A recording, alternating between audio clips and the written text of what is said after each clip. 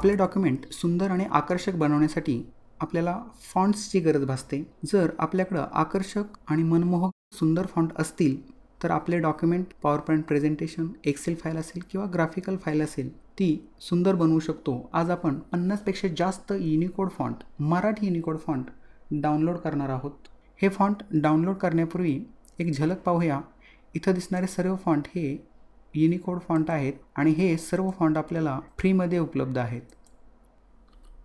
कोणताही browser open करून Google font असा सर्च द्यायचा आहे। आलेल्या रिझल्टमधून fonts.google.com या साईटवर जायचं आहे। इथं आपल्याला डाउनलोड करण्यासाठी किंवा आपल्या वेबसाईटवर वापरण्यासाठी कितीतरी फॉन्ट उपलब्ध आहेत। लँग्वेजमधून देवनागरी लँग्वेज निवडूया।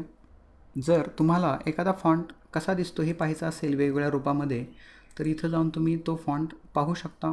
कोणताही फॉन्ट डाउनलोड करण्यासाठी या प्लस चिन्हावर क्लिक करून तो फॉन्ट सिलेक्ट करूया। आणखीन एक फॉन्ट सिलेक्ट करूया। शक्यतो एकावेळी जास्तीत जास्त 10 फॉन्ट निवडा। जास्त फॉन्ट कदाचित डाउनलोड होणार नाहीत। आता इथं खाली सिलेक्ट करून इथून आपल्याला सिलेक्शन झालेल्या फॉन्टची यादी मिळते। इथं क्लिक करून आपण एखादा फॉन्ट डिसिलेक्ट करू शकतो। हे फॉन्ट डायरेक्ट इथून डाउनलोड करू शकतो, पण आपण हे फॉन्ट कस्टमाइज करणार आहोत। कस्टमाइज केल्याबरोबर आपल्याला इथं लक्षात येतं की हे फॉन्ट सिलेक्शन करायचे राहिलेत।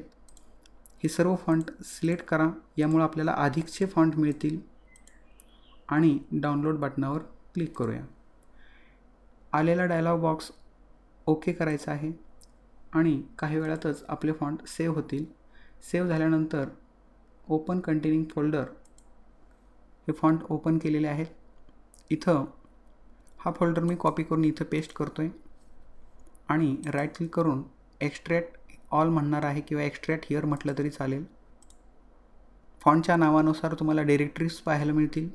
कोणत्याही डायरेक्टरीत जाऊन तुम्ही तो फॉन्ट इन्स्टॉल बटनावर क्लिक करून इन्स्टॉल करू शकता किंवा एकावेळी सर्व फॉन्ट जर इन्स्टॉल करायचे असतील तर इथं star.ttf असा सर्च द्यायचा आहे आणि आलेले सर्व फॉन्ट Ctrl+A प्रेस करून सिलेक्ट करायचे आहेत आणि कोणत्याही एका फॉन्टवर राईट क्लिक करून इन्स्टॉल बटन प्रेस करायचं आहे।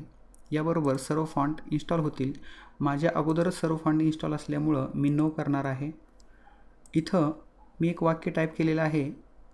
जसे हे गूगलचे 40 पेक्षा जास्त फॉन्ट आहेत तसे ISMचे सुद्धा काही युनिकोड फॉन्ट आहेत, ते सुद्धा तुम्ही डाउनलोड करून घेऊ शकता। मी हे वाक्य सिलेक्ट करणार आहे। फॉन्ट जिथं देवनागरी लिहिलेलं आहे ते सर्व फॉन्ट आपण या डॉक्युमेंटमध्ये वापरू शकतोय। हा पहा, राजधानी बोल्ड फॉन्ट हा डाउनलोड केलेला आता पॉपिन्स फॉन्ट आहे। पॉपिन्समध्ये पॉपिन्स लाईट हा एक प्रकार आहे।